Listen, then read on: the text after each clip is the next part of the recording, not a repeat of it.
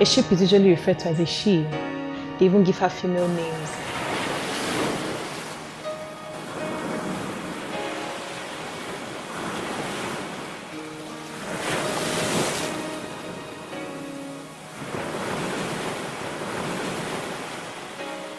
My name is Iroghama Obuoforibo. I am the Chief Operating Officer, Starzs Investments Company Limited. We're a marine logistics company based in Port Harcourt. We own a fleet of 11 vessels working deep offshore, supporting export activities and operations with the international oil companies. So maybe you'd say it's by design or by fate. Our business is a family business, a family-owned business. My father, Engineer Greg Obuoforibo, is the Chairman CEO of Starzs Investments Company Limited. He's a marine engineer by training, and he established the company about 34 years ago. I joined the company in 2014, and since then I have literally grown in terms of my knowledge, my expertise. I now sound like a marine engineer courtesy of the kinds of work that we do. I have also come to love the industry and already being passionate about women empowerment in entrepreneurship, which is something that I'm already a serial entrepreneur in my own right. Having been in this industry or having this opportunity, I find that I want to empower more women through at least my own sphere. So we are a shipping company, we have vessels, so I'm making sure that our cadetship training schemes is giving opportunities to female cadets.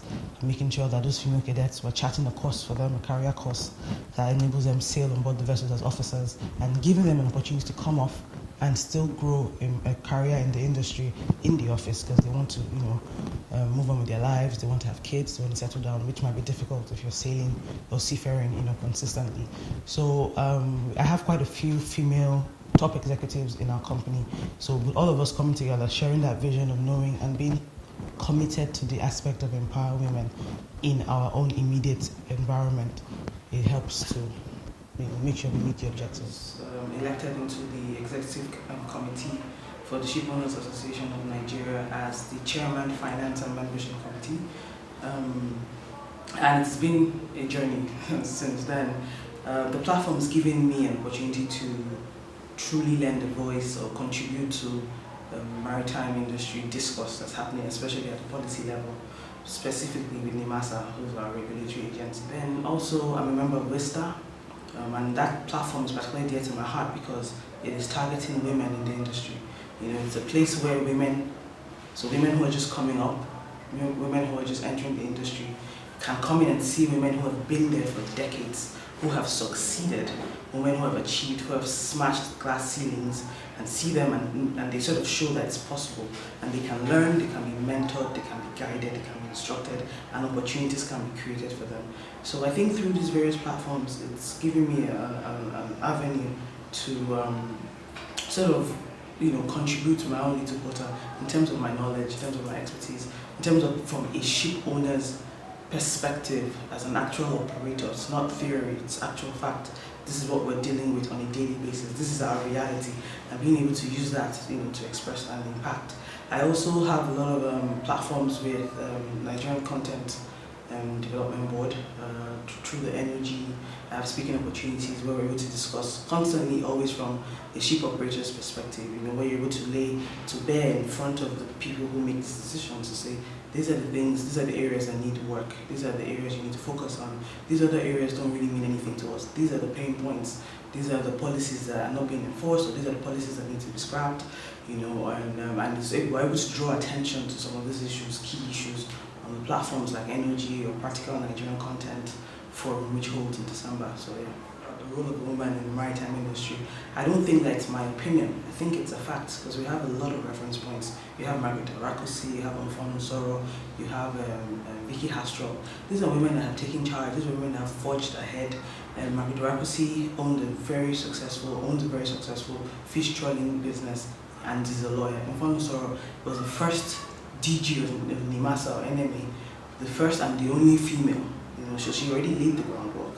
Vicky Hastrop is chairman of the Ports Operators Association. So these are women that are showing you how it's done. If you go to the NOCs, Nigerian oil companies that are emerging, Seplat and the likes, you have female CEOs and executive chairmen who are chair ladies who are literally breaking grounds there, and they are engaging at top levels, government levels, internationally, not even nationally.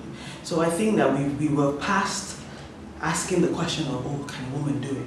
We're already doing it, right? So people who are still asking that question are kind of behind. So what we're saying now is that what else can the woman do? What other ceilings can we break?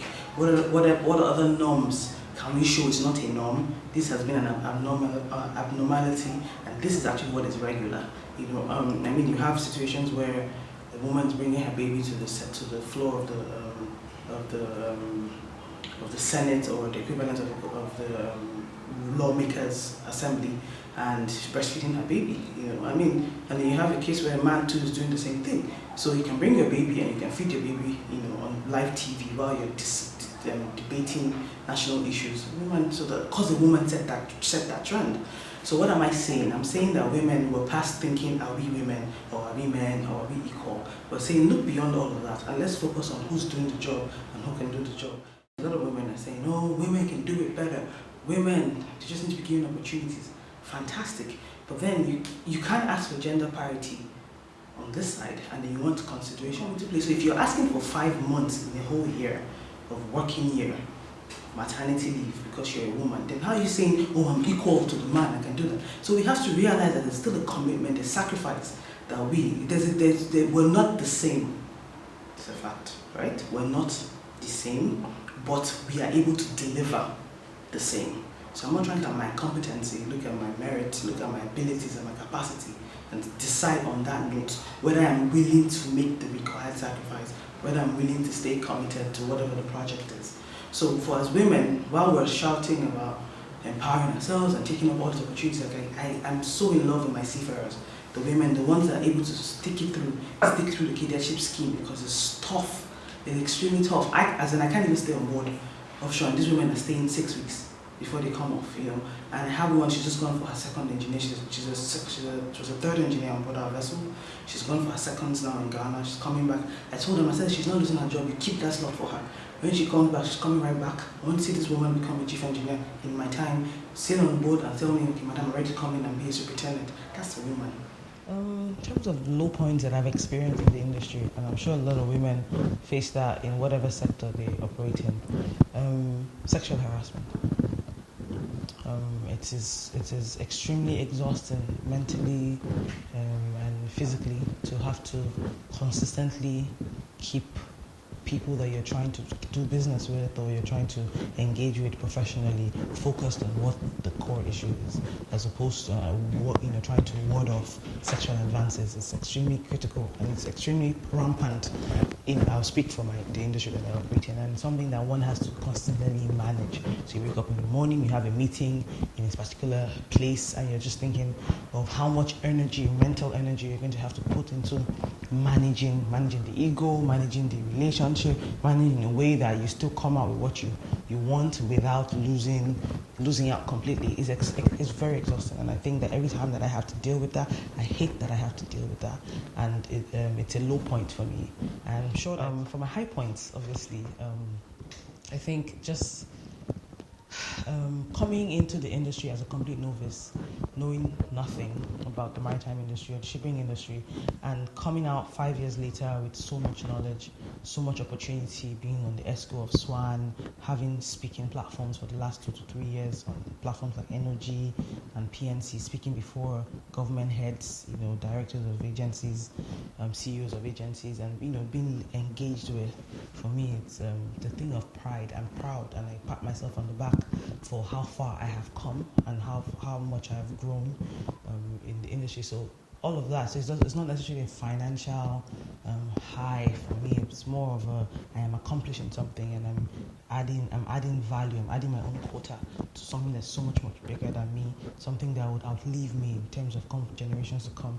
I want to eventually be in a place where I've made that kind of impact, where I'm a reference point to say, oh, this person was part of this big reform that sustained the industry, and my children and their children will benefit from it and talk about it in years to come. So I was in the Next Titan House, a business TV, reality TV show, and we were there for 3 months. and it was extremely grueling. We had business tasks every week. We had 48 hours to execute them, and then at the end of the day, you had to give a presentation in front of a board, a judge, a group of judges, and then people got evicted every week. So literally, those tasks were almost impossible to execute. Like we were selling cars, like we were required to sell cars in 48 hours.